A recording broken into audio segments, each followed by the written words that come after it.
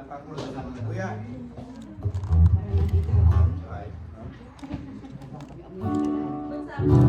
Parang dito masaksak. Dito sa entrance hanggang dito.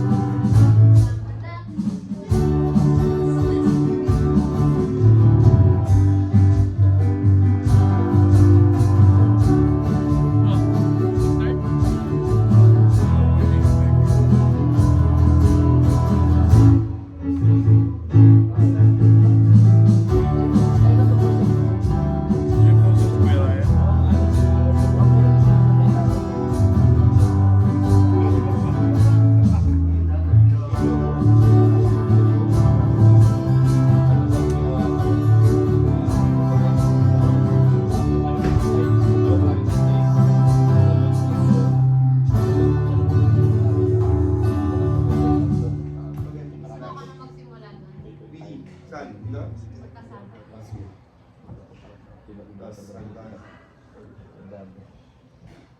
Pero na ako yung muli na lang. Hindi ko lang siya.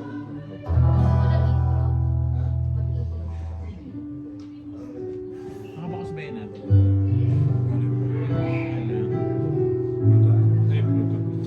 Airdrop?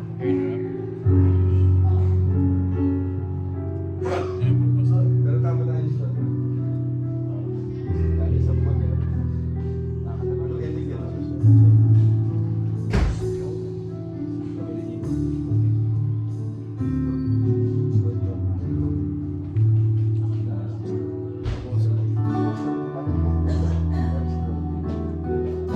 Nag-try ako ng bagong nag-apply ako na Xfinity.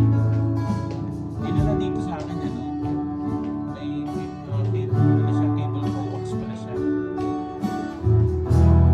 Sinikuhan ko dito rin. Ano yung lumabas? Nag-speed test ako. 1 Gbps. 1 gig? 1 gig. 1,000. Yung dito, dati ano lang, di ba? 200. Pag may wireless na bus na, di ba papunta? Ano ba ba yan? Kliklik ba yun? Nakalip na isa.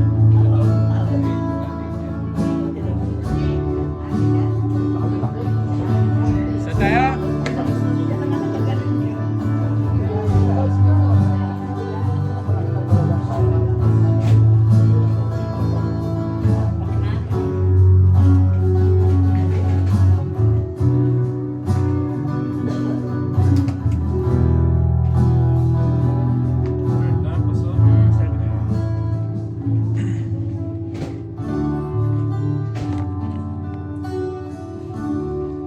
Start na tayo? And start? Alright. Magandang gabi po sa inyong lahat. Start agad.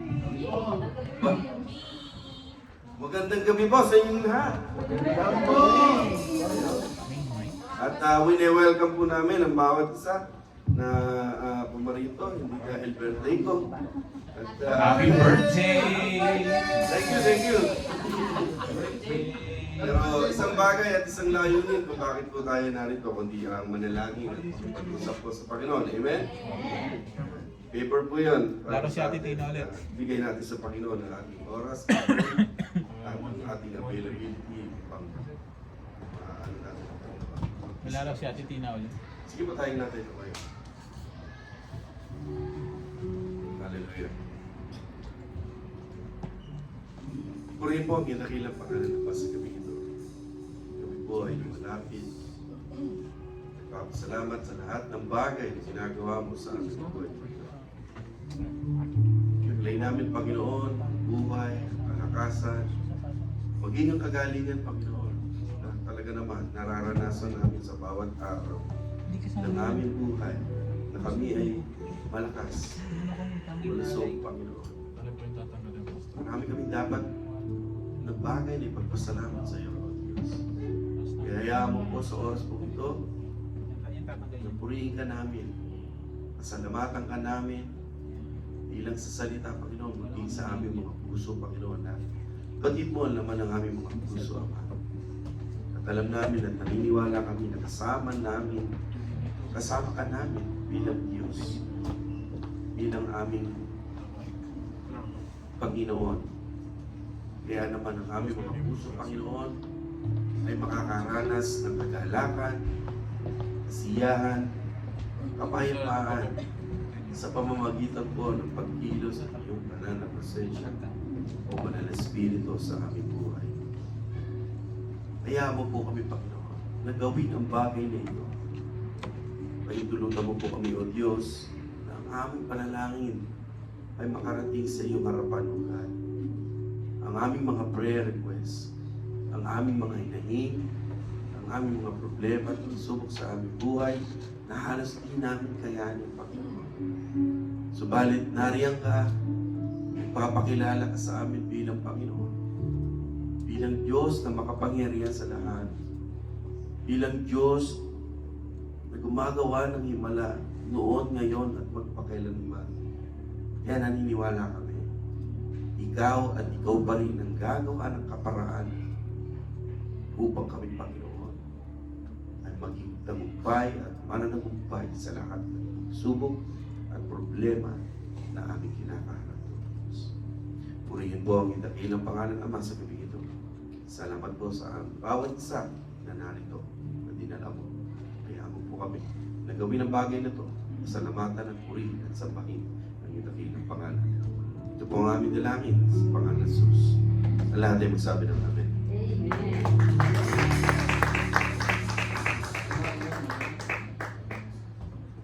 Alright, let's sing may clap.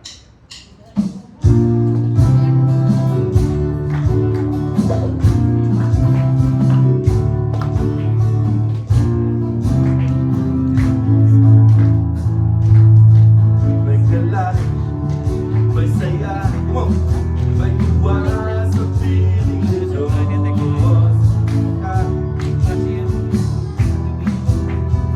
Ay naglalaho, may awit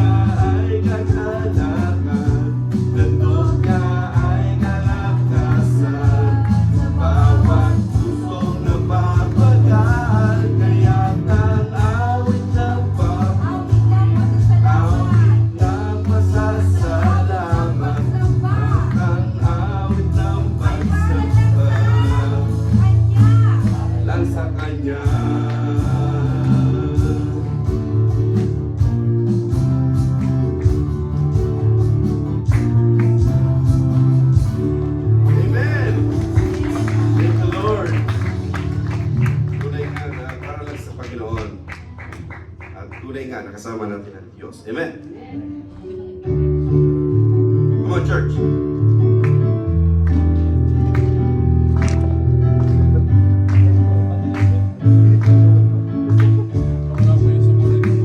Kasama natin ang Diyos.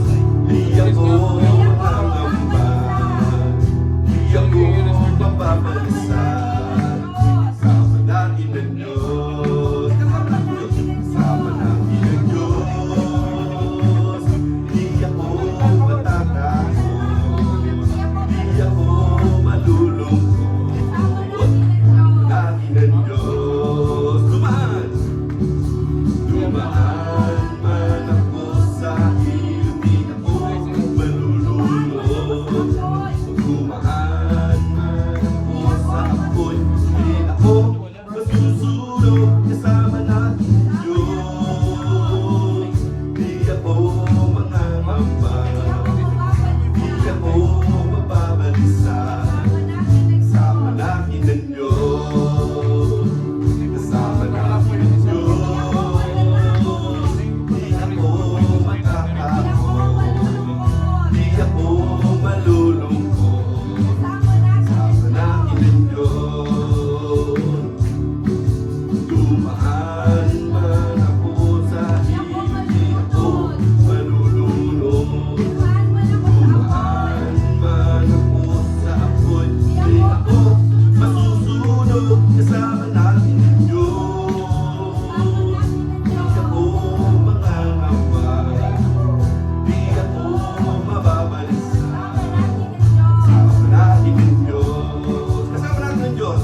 Kasama natin ang Diyos. Di ako matatakot, di ako malulungkot. Kasama natin ang Diyos. Dumaan! Dumaan man ako sa iyo, di ako malulunod. Dumaan man ako sa apoy, di ako masusunod. Kasama natin ang Diyos. Di ako mangangamba, di ako mapabalisa. Kasama natin ang Diyos. Kasama natin ang Diyos. Kasama natin ang Diyos. Kasama natin ang Diyos. Amen, amen. Hallelujah. Patuloy tayong lumapit at tumawag sa ating Panginoon. Hallelujah. Tunay ka na napakabuti ng Diyos. Amen. Diyos na walang katulad.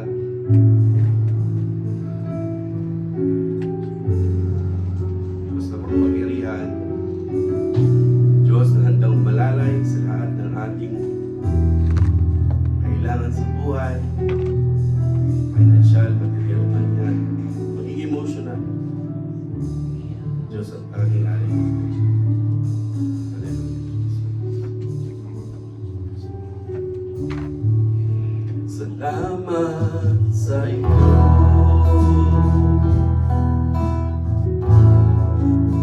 aking Panginoon Jesus. Ako'y inibig mo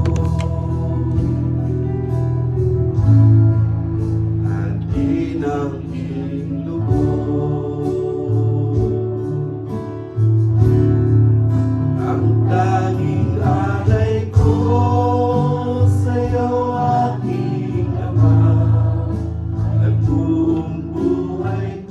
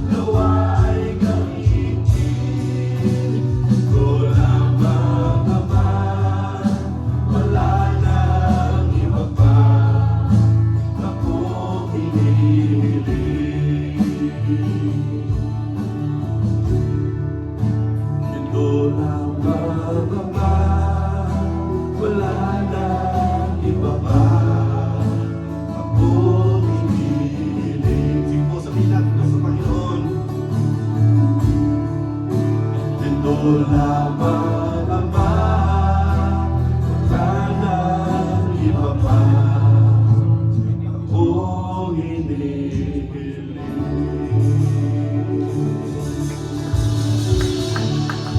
Hallelujah. Purihin po ang dakilang pangalan ng Ama. Ama na nasa langit. Sambahin ka, purihin ka, kakilahin ka, itaas sa iyong dakilang pangalan ng Ama. Salamat po sa pendulutan na kami ay makapagpuri at makapagpasalamat sa iyong dakilang pangalan at sa iyong makapangyarihang kamay, Panginoon. Abutin mo ang bawat isa sa amin, Panginoon. Nararanasan namin ang kagalakan, ang kapayapaan, ang kasiyahan na kahit kailan hindi namin naranasan na binigay ng mundo, Panginoon, at sanlibutan. Kaya salamat po, O Diyos, sa kagalakan, Panginoon. Tunay nga na meron ka na sa iyong presensya. Salamat po. Ito po ang aming dalangin na lahat ay magsabi lang.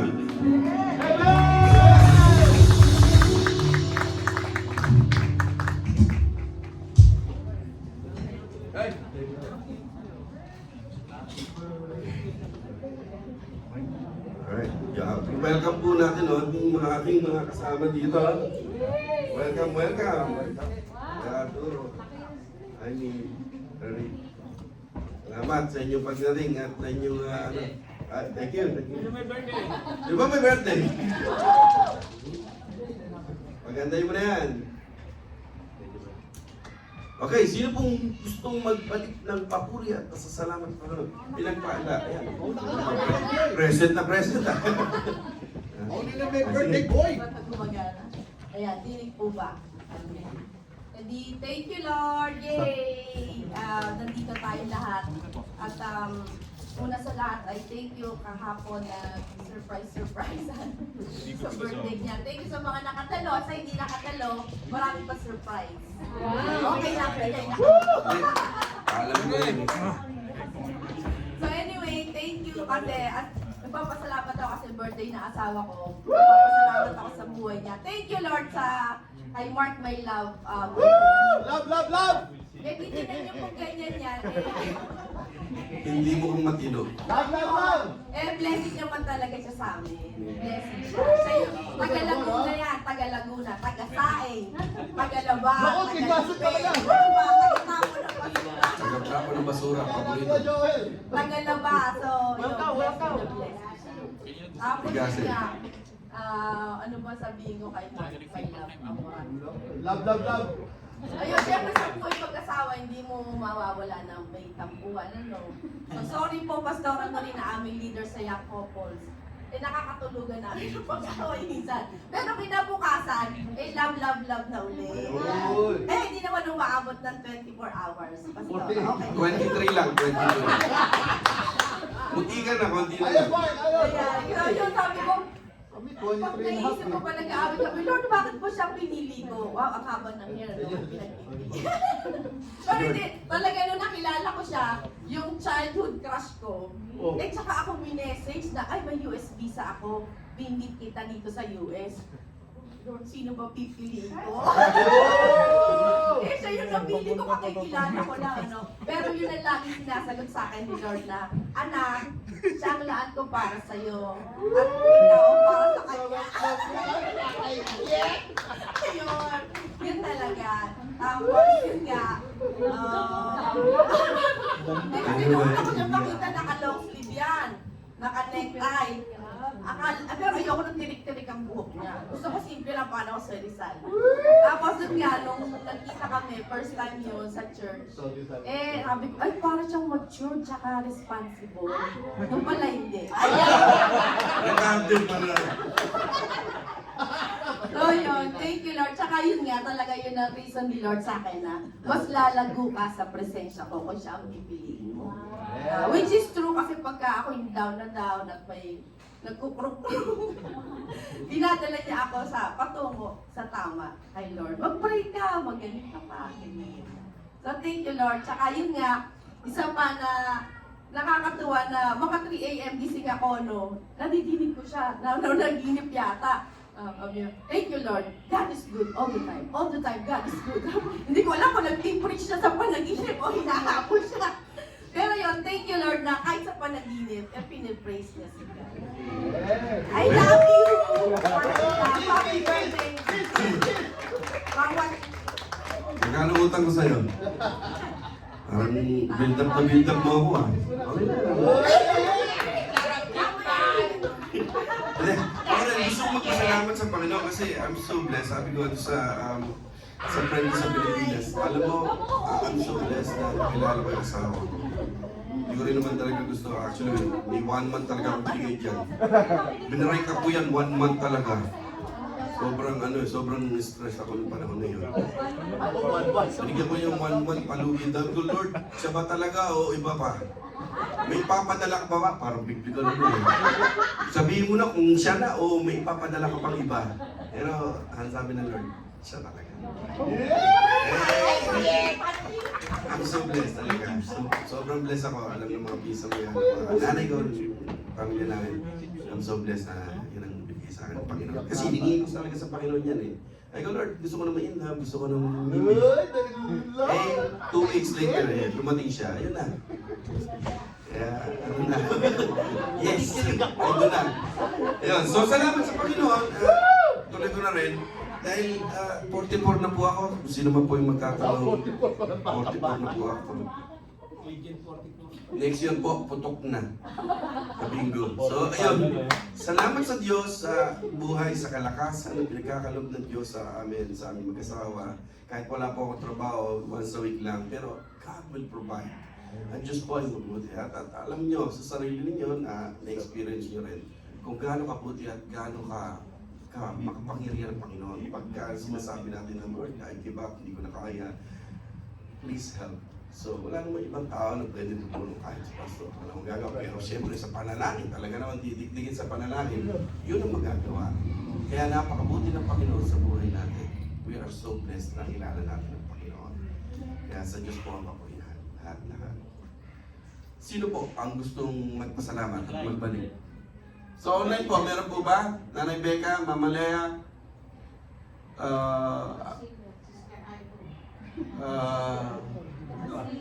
ano na siya, family, iPhone, sino ka man? Betty, family, Adrian. Wala po sa online. Sino po? Ang dami nila, ano? Naka-open yung camera eh. Sino po dito? Balik po ako dito. Sino po dito? Magpapasalamat sa Panginoon. Sino po? Wala na pinagpala ng Diyos? Wala na? Tinalo na kami ni Love Sa amin talaga. Na-birthday ko. Wow! Inubos na ni Love eh. So, diretso ko na. Ako na mag-preach. Hingilin ako ng offering. Pabili ko ng isda. Wala talaga sa online. Wala na talaga. Okay, bigyan na natin. Kasi naman po yung mensahero ng Diyos sa gabi ito. Pastor Serge Santos. Ako lang na po yun. Come on, Love. Inunakit na nakaptara.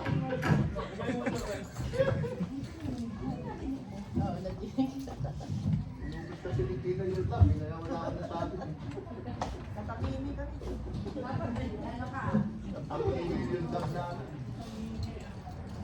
Amen. So, happy birthday, Mr. Thank you po. 44. Kuya. Susunod, maging 45 ka na next Next year, putok. Next year. Sige, praise the Lord. Ito yung ating pang... Sino nakakompleto ng 5? Dapat bigyan ito ng mas 2 serving ng pagkain today. Yung nakakompleto ng 5. So ngayon, ito na yung uli, pang 5 natin. Ano? So yung ating prayer, ayan no? So, una natin pinag-aralan. Basahin muna natin ulit. Everybody, 1, 2, 3. Our Father,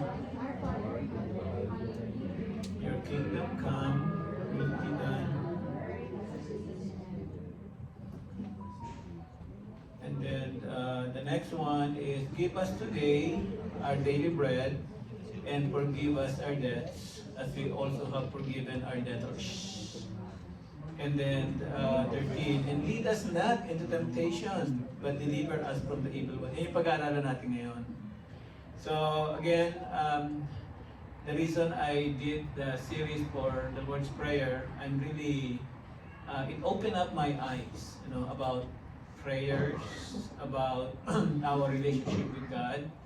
And I really agree that the Lord's Prayer was not specifically instructed by Jesus to all of us just to recite it, just to memorize it, just to know how to say it. It's more than that. There's so many things about it. That's why from the beginning, if you're going to pray and you really want to be connected with God, the first part of the prayer is Our Father in Heaven, So this is very important, right? Kasi when we pray as in relationship with God, And another thing about prayer that we need to understand is that when you pray with God. It means you are making God your partner. Kasi when you pray, you are asking God for something, right? I mean, anything that you need, anything about your life, it means you want God to be part of it. So it means you want to work with God. That's why you need to understand when you're praying, God is not like a vending machine. You drop something and then you will get something. No, it's not like that. It's really more about relationship, So that's very important, Namakuha natin. Pangatlo, ito yung una natin. Pangalawa, your kingdom come. We talk about your kingdom come, your will be done on earth as it is in heaven. So dito, sa number 2, we talk about in prayers, it's very important that your will is submitted to God.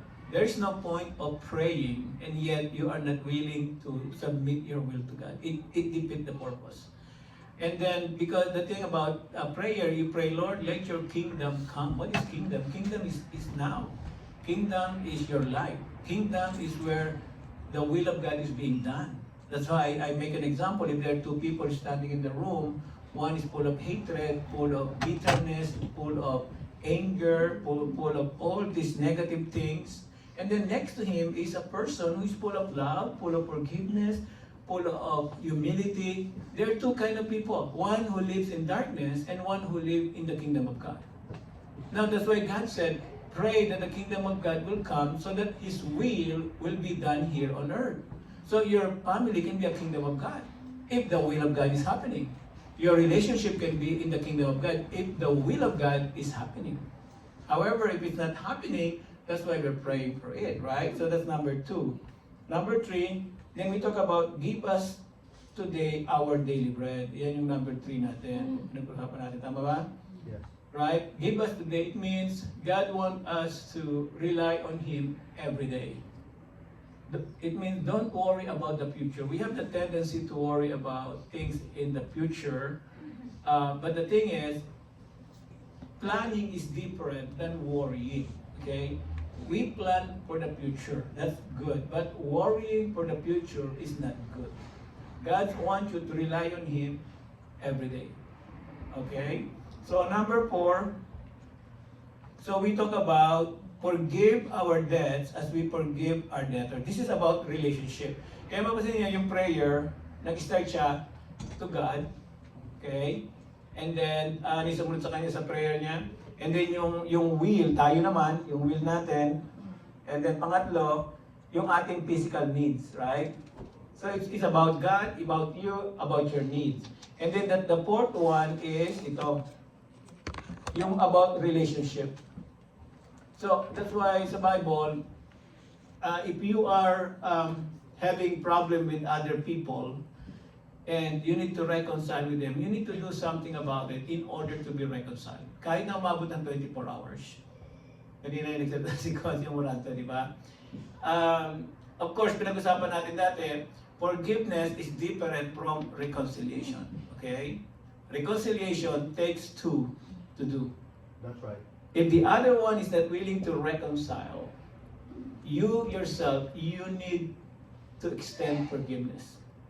And when you extend forgiveness, you are not changing the other person, you are not changing the situation, you are not changing the damage, but you decided to change yourself when you extend forgiveness. You're the one. It means you decided not to live in bitterness anymore. You decided not to be filled with pain, with hatred, with all these negative things. You release the person. How about if the person is not asking for forgiveness? Can you forgive them? Yeah, of course, right? Even maybe they're not even aware that they offended you, right? So that's why it's very important. Ngayon, pag-alan natin ito, pang-5. This is the last one. Okay? So next week is our tarrying night. Okay? And then the following week, Pastor John will do the series naman about, dahil we are going to our resurrection Lenten season, he will do the series on prayer of Gethsemane. So we really want to get deeper in our prayers, in ang ating gagawin. So today, we're going to talk about this one. Lead us not into temptation, but deliver us from the evil one. Wow! So, bakit sinama to ng Lord sa prayer? No? I mean, imagine, sabi niya, when you pray, you should pray like this. Our Father who art in heaven, hallowed be your name, let your kingdom come, let your be done. And then, sabi nito, and lead us not into temptation, but deliver us from the evil one. Sinama. It could have been removed, other thing can be added there, right? But Jesus decided to include that in prayer, So, pwede niyang tinapos din yun ng Lord, give us this day our daily bread. Kailan matapos tayo ng maaga? Marami yung pagkain. O, kailan matapos tayo ng maaga? Okay. Ngayon kasi itong panghuli sa akin is very important. Okay? It talk about your soul. It talks about your soul. We will talk about your soul. Soul is very important to the devil. Because the devil wants to take away your soul. Our soul. But you decide who will take away your soul when we die. Do you know that when you sleep, your soul is still there? But when you die, what happened to the soul? It moves out from the body. That's the thing, right? So even though I'm sleeping, that surge. So my soul is still there. But when I die, it no longer surge. It's just a body. But the soul is so precious that Jesus died for it. And also your body. But it's really about the soul. Kaya nga, what shall it profit a man? Look at this one. What shall it profit a man if he gains the whole world and forfeit his own soul? When you talk about world, you're talking about wealth. You're talking about billions. You're talking about everything that you can see on the earth. Even the whole earth is not worth the value of your soul as far as God is concerned. Imagine that. Think about the value of the whole earth. You add planet Mars, you add sun. Even the whole value of the universe is not even in comparison to the value of your soul. Because Jesus died for it. Jesus created everything. Diba? I mean, everything holds together because of Him, right? So the life is not just about what you feel. It's not just about what you see. Okay? There's much deeper than that. And you know what is that? That your soul, which is the devil, is very eager to take away from you or to bring it to him. Yeah, totoo yun, di ba? So, kaya nga, there's something deeper. So the soul, sabi nga nun, we must not overlook the soul. Why is this not moving? Okay, hold on.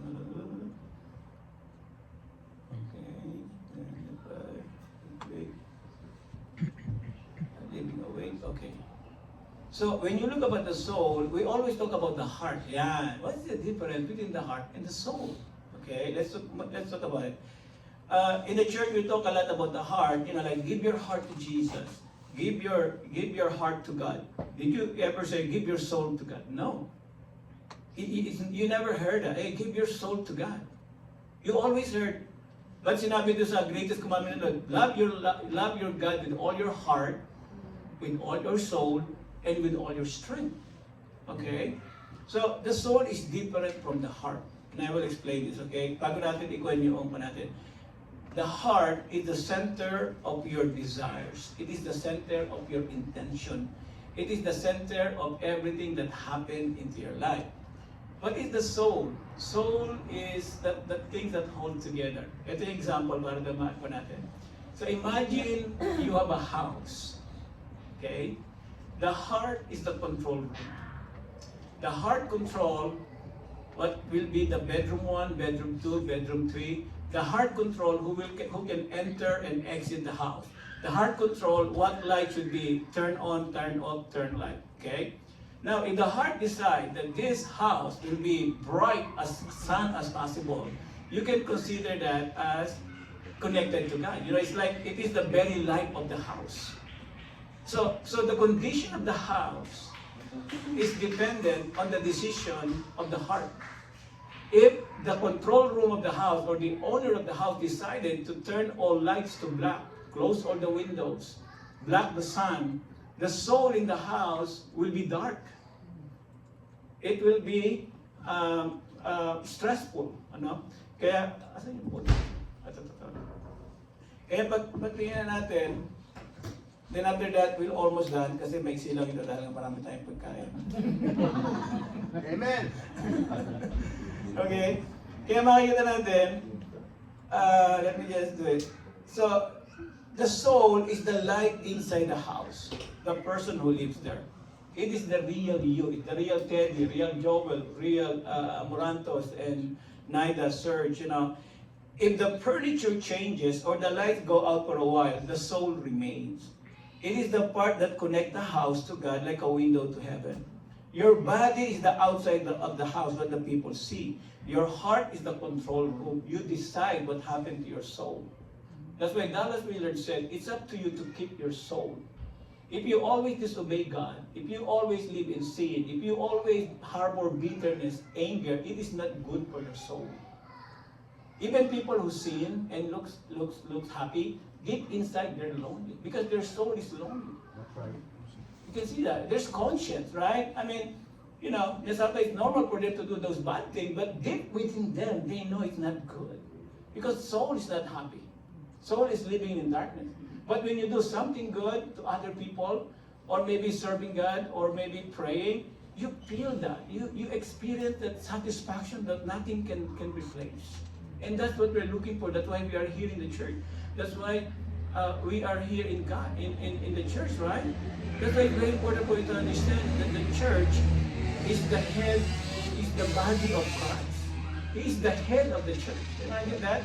Specifically sa Bible binanggit, church is the head, Christ is the head of the church.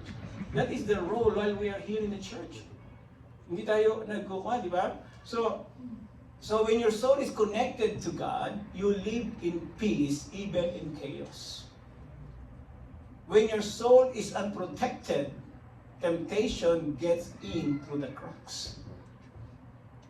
Kaya imagine niyo to, kahit gaano ka pa kagalit, kahit gaano ka pa disadvantage, that's only world. There are much deeper things in life that you must be concerned about. Don't be concerned if your rights are violated. Don't be too concerned if your pride were hurt. That's part of being in the world. But there are much deeper than that, which is your soul. Are you going to take revenge? Are you be mad? Are you going to get even to the person who hurt you right away? But you have to be concerned about your soul. Because if the devil took away your soul, you cannot recover it. You have to preserve your soul. And you can only preserve the soul by taking care of your heart. By watching what the heart follows, your treasure. Remember we talked about it? It is, the heart is not leading you. Your treasure, what is the most important to you? Right? That's why when we pray, we go down to the number 1. There are only 3 points. Okay? We're going to number 1 now. Okay, number 1, the soul is the true battleground.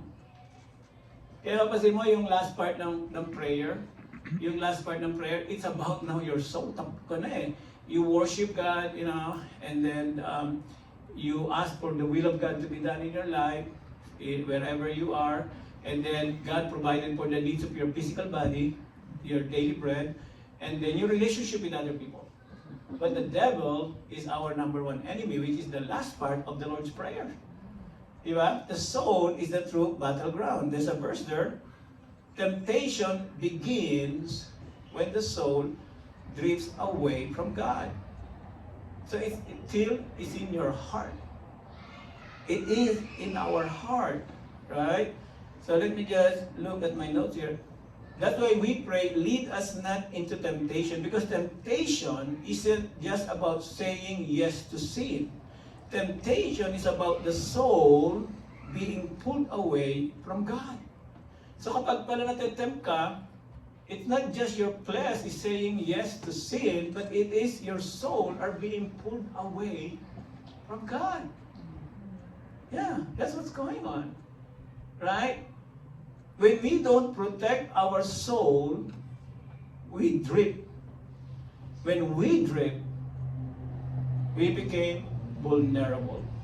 Not because we're evil, but because we are sleeping. You know, di ba, sabi ko sa inyo, sabi ng Lord, don't, keep praying, so that you will not fall into temptation, right? So, kaya makikita natin, mamaya mabanggitin ko sa inyo na ang real world is not the world that we see right now. Not this building, not your flesh and body, but it is your soul, the spirit. There's another world which is more real in our world, which is the spirit world.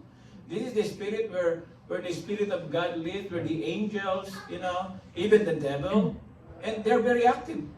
The Bible is very clear about it. It talks about angels, talks about heaven, it talks about third heaven, binabanggit ni Paul, right? So we need to be aware about that. That's why church and the Bible is being removed from science and university. Did you notice that?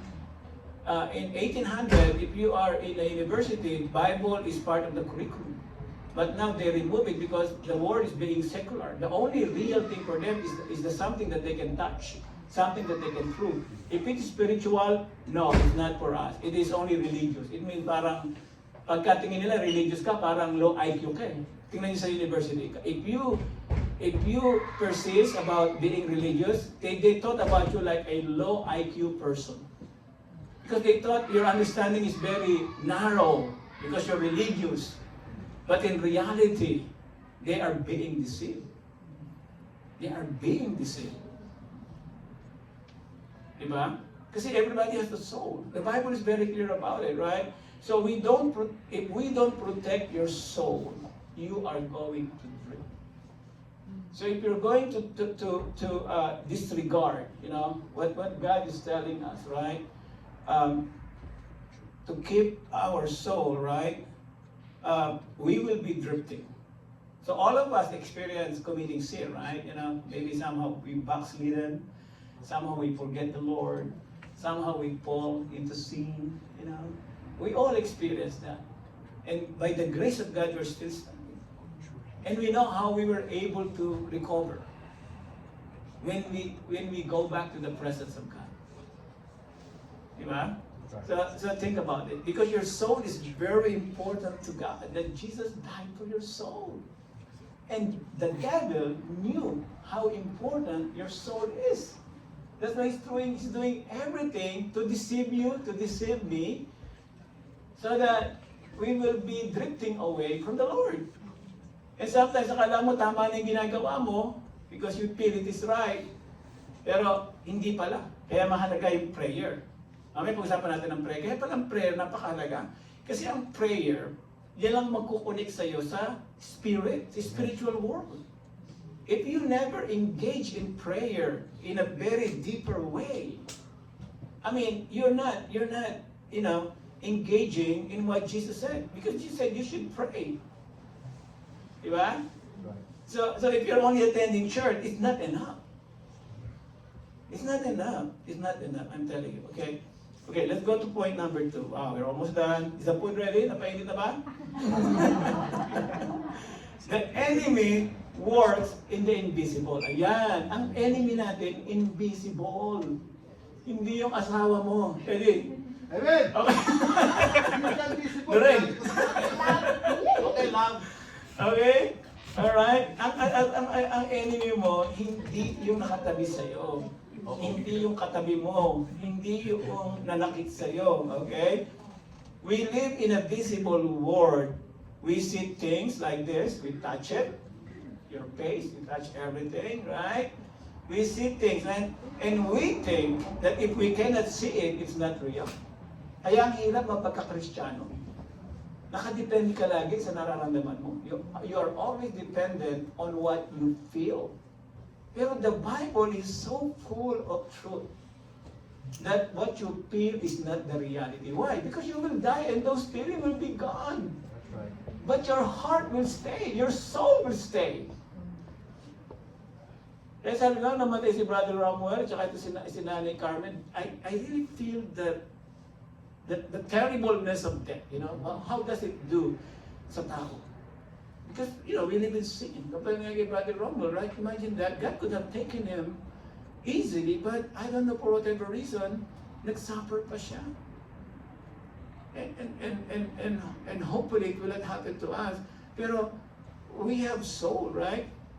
So, but the Bible says, and this is very clear, and I know we already saw this, for our struggle is not against flesh and blood. See that one? Yes, amen. But against rulers, against authorities, against power of this darkness, and against the spiritual forces of evil in the heavenly realms. Wow. Kaya sa Philippians chapter 2 sabi doon, who Jesus, though in the form of God, di ba sabi gano'n, he did not count equality with God, but humbled himself, became obedient to the point of death, even death on the cross. Therefore, God has highly exalted him and given him the name that is above every name. I-meditate nyo, that at the name of Jesus, every knee shall bow in heaven, on earth, and under the earth. And every tongue confess that Jesus is Lord. There's so many things in the epistle that talks about authorities, about rulers, about thrones, about dominions, which is under Jesus Christ. Kaya pag pinasa mo yung kung paano divide ang mga nation, do you know bawat nation may kanya-kanya yung mga principalities. Halimbawa, Russia, US, tapos bawat city may naka-assign. Bawat family may stronghold. Ang devil na sinisira niya yung mga pamilya. So yeah, that's really You see, for hours, kaya ang kalaban natin, hindi tao. Diba? Hindi siya tao, hindi tao yung kalaban natin. Kaya, kapag nakikita mo sa TV, hindi mo nagugustuhan yung ginagawa niya, mga politiko, isipin mo, mahal siya ni Lord. Namatay din ng Lord sa kanya. Huwag ka naman comment ng negative sa kanya. Actually, kaya gusto kong pag-aralan natin yung Sermon of the Mount. Di ba meron sabi sa Sermon of the Mount? Yung nagsabi doon ng raka. Remember that? Did somebody say raka? Your person or fool? Di ba? Napakabigat ng parusa. Kasi you must not put in contempt yung personality ng tao. Minsan yung mga tao, sinasabi natin, kinuha natin sila, ina-FU ng mga iba. Di ba? Ganon. Minsan, bini-BS yung mga tao. That's a big sin. Kasi bakit? You were created by God. You have, I don't know, we need to talk more about it, para matutuhan natin, di ba?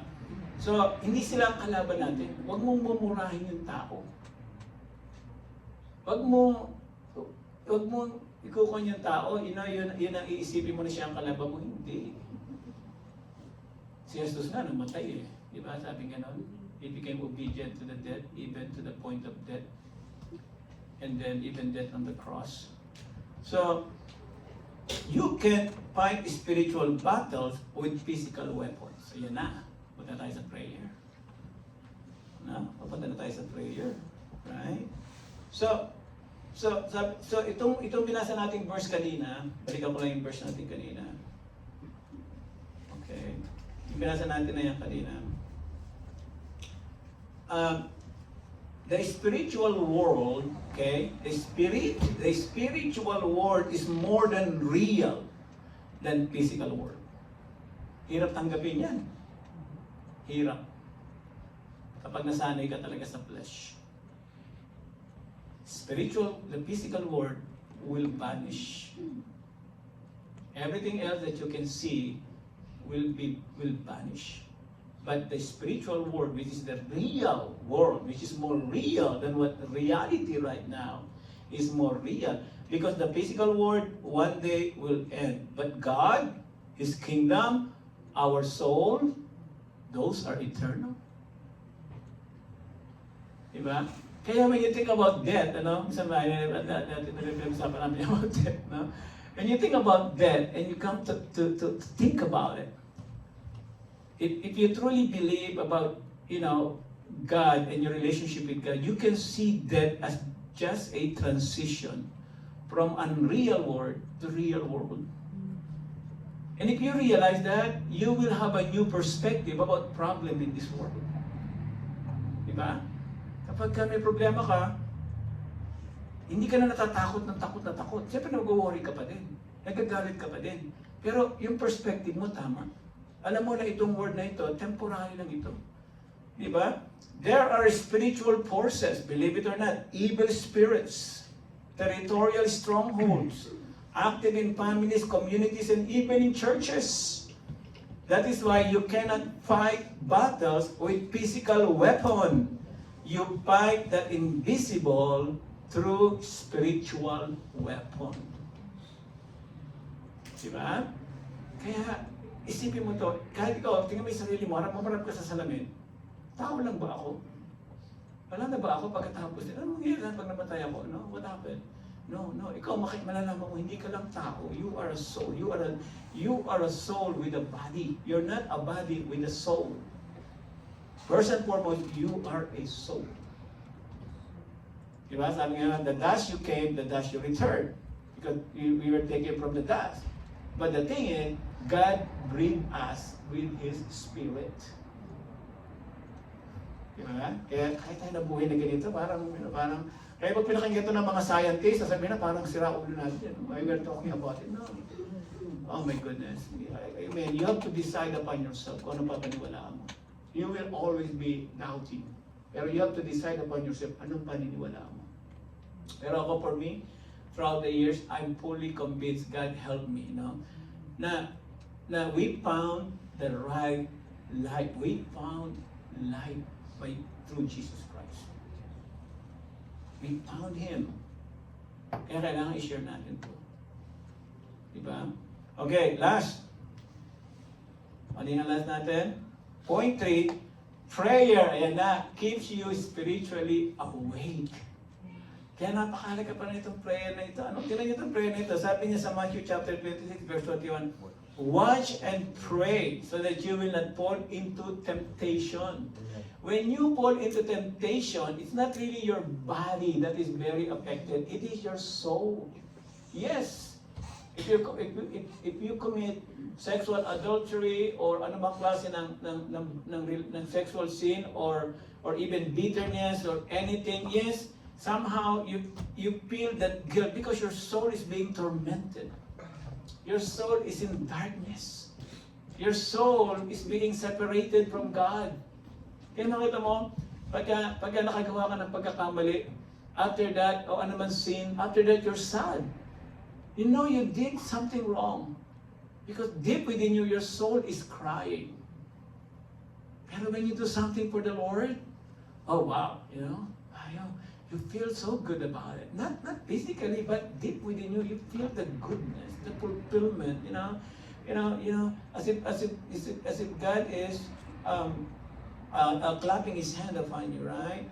So prayer keeps you spiritually. That's why Jesus brings this prayer. Lead us not into temptation, but deliver us from evil.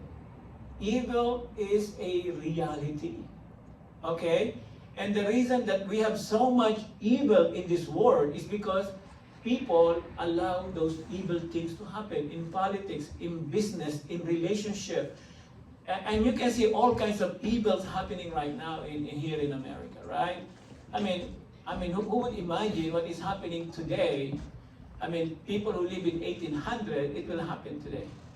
There's a movie in YouTube, maganda panoorin ito merong yung mga Christian ng 1800, naka-travel ng time travel sa 2023. Napanood niyo ba yun? Tapos, gulat na gulat sila. Kaya yung mga bata, iba nang magsalita, nagulat sila. Yung mga ginagawa ng mga Christians sa 2024 na panahon, galing sila ng 1800. Doon sa 1800, kasama sa university ang Bible sa curriculum, which is true. Tapos nagulat siya, nagpinagturo siya sa high school ng about the Bible, lumagay siya ng mga Bible scholar. Pinagtatawa na siya ng mga estudyante. Nagulat siya, So nakita niya yung difference, right? So, makita natin, so prayer is not just something we say, it is how we stay awake. So what you're saying right now is that's why prayer is very important. You know our devotional every day. Napasin niyo who's getting the devotional? Did you notice I didn't put the time? Kasi it's up to you now. Do you want 5 minutes of your 24 hours? Your 10 minutes, 15 minutes? It's up to you now. Spend 1 hour, 2 hours, it's up to you. It's your soul. It's your relationship with God. So the more you pray, the more you stay in the presence of the Lord, the more you take care of your soul. Yeah, you become more sensitive to the evil spirit. You become more sensitive to the temptation. You become more sensitive to the work of the enemy. You want to take care of your soul? Stay in prayer. Stay in the presence of God. Meditate the Word of God. It is how the soul stays alive. It is how you stay alert in a word that want to snatch your soul. Diba? When you pray, okay, remember this, you're not just closing your eyes. You are opening your spirit. Yeah, it's true. When you pray, you're not just closing your eyes, but actually you're opening your spirit to the Spirit of God. Yeah. So that's why you need to realize this before it's too late. So that's why sa prayer, sabi ng Lord, diba? When you pray, go to your room in secret and pray to the Father who can see what you're doing in secret. You know what I mean in secret? It means you look for a place where just you and God can talk. You set a place, you set a time, you set a location, secret, that only you and God can really communicate. Diba? Kaya ako din nag-struggle ako before na minsan I can spend Netflix for 2 hours. No? Diba? Kasi di ka makapag-pray ng 20 minutes. Tapos minsan natutulog ka ng puyat na puyat ka. Hindi ka magising ng maaga para mag-pray. Kasi hindi na mahalaga sa iyo mag-pray. Kaya kami ni Sister Noreen, kailangan 9:30 tulog na kami. Gising na kami ng 5. Kanya-kanya na kami ng kwarto. Dami namin kwarto ngayon, wala kaming tenant. Di ba? Kanya-kanya kami ng kwarto. Pahabaan kami ng prayer. Sino mga natin mag-pray? Just to let you know lang na I know we have different situation, pero we all have soul to protect. You cannot protect it with your will or with all my will. I will not do it. No. That's not how Christianity works. You need the Holy Spirit. And that's why prayer is hard. And that's why temptation is strong. That's why we sometimes feel like we're dragging ourselves to worship or dragging ourselves to open the Bible. Everybody's struggling in prayer. Ako, of course, talaga by God's grace, we make sure at 5:30 we're up and pray. Up to maybe 1, 2 hours, 3 hours sometimes, but 1 hour average. So it's not easy. Sometimes you're praying, your mind is going somewhere. Naiisip mo yung mga dapat mong gawin, naiisip mo yung gagawin sa church, naiisip mo yung tuturo mo, dami. Pero as you struggle and really persevere, maybe after 15, 20 minutes, you're hooked, you're hooked in prayer. You just worship the Lord. You just, meditate the presence of God. And after the prayer, you can really experience, that you have mingled with God. And we need to have this kind of experience. You need to kind of experience it. Because your enemy knows, if you pray, your enemy knows that if you are praying, you are awake. Your enemy knows that if you are not praying, you're sleeping. And you are subject to enemies being snatched. If you're awake, you're dangerous to the devil. into the kingdom of darkness. But you are sleeping, don't mind that person. He's sleeping. There's nothing that person can do to us. But if you are praying, you are very dangerous to the enemy. Okay? So that's why, kaya pala nilagay ng Lord, no? Itong prayer na ito dito, no? So, and lead us not into temptation, but deliver us from the evil one. Kaya pala nilagay niyo ito sa prayer, kasi mag-iisip mo, bakit sa dami ng pwedeng ilagay sa prayer, ito yung nilagay niya. Yung prayer nila Moses, prayer nila David, ibang klase. Diba? Pero ito, nilagay niya ito sa panahon. Ibig sabihin, it is a battle. Merong battle kapag nag-pray ka. Diba? So, when you think about it, so let this, Jesus taught us, okay? So I am now on my conclusion. So here's the question. How is your soul? How are you taking care of your soul? Are you drifting? Are you distracted? Are you numb? Parang manhid ka na dahil hindi ka nakapag-pray? Or are you tempted right now? Or are you awake? Jesus taught us this line not to scare us, but to invite us into freedom, to show us where the real battle is, where the real victory comes from. Right? So, our prayer today, Lord, lead me today. Keep me from temptation. Deliver me from evil. Keep my soul close to you. So prayer is not just like you recite and then you're done. No, prayer is communion. You stay in the presence of the Lord. You talk together about it, right? Can we all stand up and we will pray? Then after that, we'll pray for the... Very quick, we'll just do a personal prayer right now. Can we all bow our head and close our eyes? And let's be... honest with God right now, because none of us is able to perfect these things. Even myself, Eric, nobody here. We all fail, we all miss so many things about God. But the most important thing is the desire of your heart to make things right, to go deeper into the presence of the Lord. Hallelujah. Thank you, Father. We bless your name, O God. We bless your name, Father, Lord. Father, you told us, Lord, to pray like this. Lead us not into temptation, but deliver us from the evil one, who are working 24/7, who are bombarding us with all the things, Lord, to take our attention away from you, Father. Lord, I pray for every soul who are here today, for everyone who are here today. Father, Lord, what I'm sharing is just what I know, Lord, what I am capable of, oh God, which is I am imperfect. I didn't know so many things, oh God. But Holy Spirit, you are here right now. You are the great teacher. And I pray, Father, that you will convict everyone who are here today to understand what is the real thing, Lord. What is the most important real thing, oh God. That the real thing is not the physical word, oh God. That the real thing is the spiritual word, Lord. That we can only enter into this word by prayer, oh God. By being with you in prayer, in your presence, in your word, Lord, in the meditation, in worship, oh God.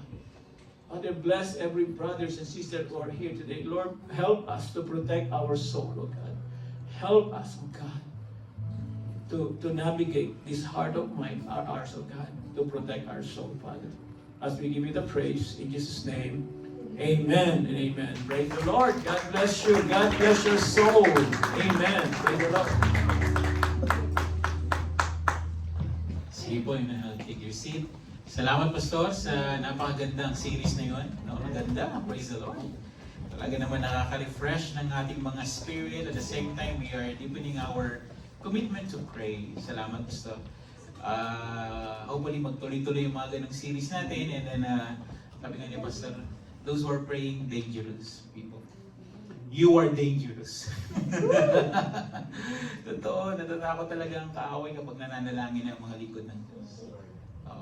Talagang pag ayaw niyang makita ang mga likod ng Panginoon na nananalangin, yung mga Kristiyano na nananalangin. Kasi dangerous nga talaga tayo pag nag-pray tayo.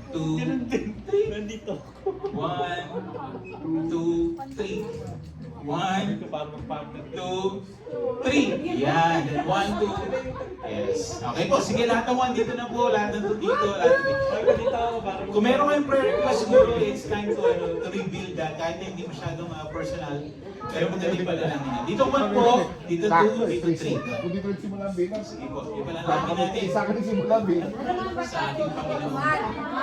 Ano ka? One. Siya two. Oo. Eh, yung mga nasa audio. Yan na. Nagagather ng mga dangerous. Natatakot na yung kaaway.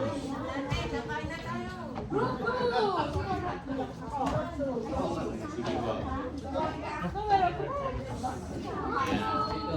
Don't forget your prayer request. Ipanalangin po natin.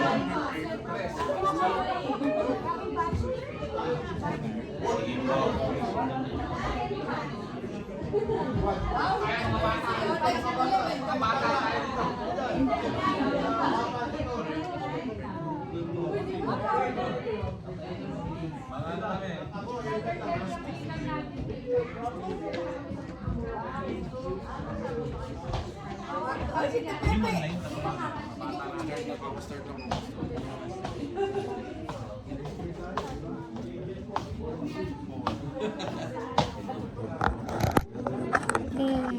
Thank you. JC! Can I use your phone? Mamaya. Mommy, Yes, Mommy.